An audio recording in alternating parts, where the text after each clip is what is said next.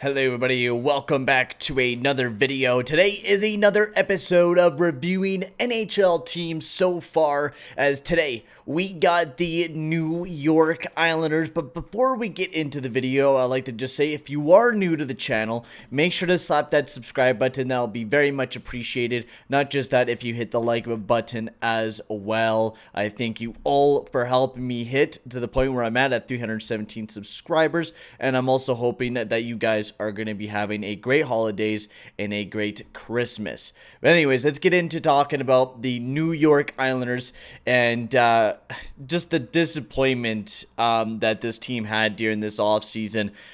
First of all, they didn't have very many picks, so they really didn't get anyone that is really going to help them for their future, unless one of these guys turned out to be absolutely phenomenal. But they didn't have a lot of picks. They had a lot of deep picks with the 3rd, 4th, 5th, 6th, and 7th.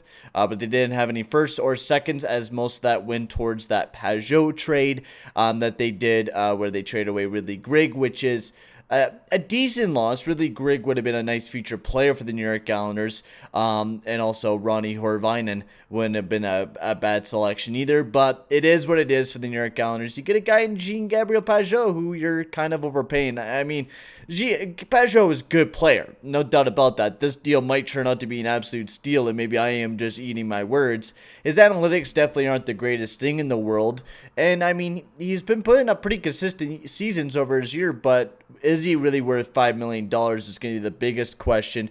I mean, he can definitely score goals, and he's a good playoff performer, but for $5 million, when you could have picked up somebody maybe better for your team, especially since you're one of the worst teams in offense, with 23rd in the NHL, 6th best in goals against, and I really didn't see very much of that improvement during this offseason to improve that offense. Sure, Dmitry Timashov might be a good bet on maybe he could produce some future offense for you guys, but he's kind of like a playmaker. And also, you traded away Devin Taves, who looks absolutely phenomenal as a defenseman, and then you also lost Johnny Boychuk.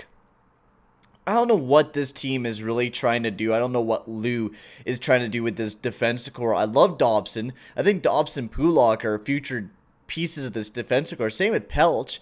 Nick Leddy's nowhere near what he was meant to be. Maybe Devin Taves, the reason why they traded him was to clear up some cap space, but my lord, you're already paying like half your goddamn players over $3 million, man. It's crazy how bad the contracts are in New York. Lou wasn't really able to do very much this offseason. He wasn't. He signed Pulak, he got Hosang, and that's all he's really done this offseason, and gets Yorkin on the team as well.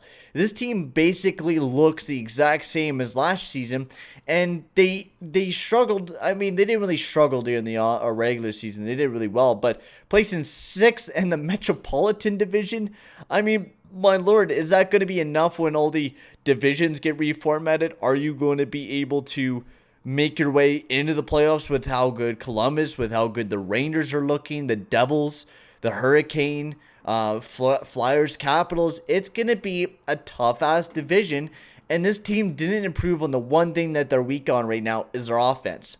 And mostly because they've been held up by Matthew Barzal and the deal that they have not been able to make. Lou Lamoriello has always kind of had problems with RFAs. It's even happened in Toronto when he was the GM for them. He was always having problems with getting those players off those RFA deals, if I'm correct.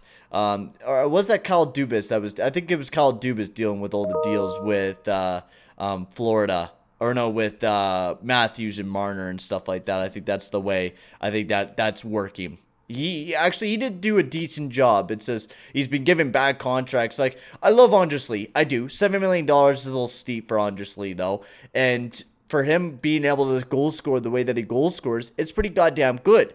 But the lackluster of moves that the New York Islanders did, I don't know. They made themselves look even worse. They got Timashov, but they lost Devin Taves. They didn't add any offense to the team, which was one of the weakest issues. Barry Trotz, once again, is going to have to coach this team to a championship team. And I don't know if they're going to be able to make it back to that 3rd round. There's a lot of big questions. Will Pajot become that big second-line centerman that probably the New York Islanders are looking for? So we'll have to see what they do. But honestly, I'm going to give this team a C. I'm going to give them a C. They didn't do anything. I'm almost close to giving this team an F. But since they picked up Timashov, I'm going to give them a C, C minus at that. They didn't do too well. It was kind of a lackluster offseason for the New York Islanders when they could have improved upon it. But when you're dealing with so many bad contracts like this, it kind of handicaps you. And you really can't do anything about it. So best of luck to Lou managing this team. But my lord, was it ever a rough offseason for the New York Islanders.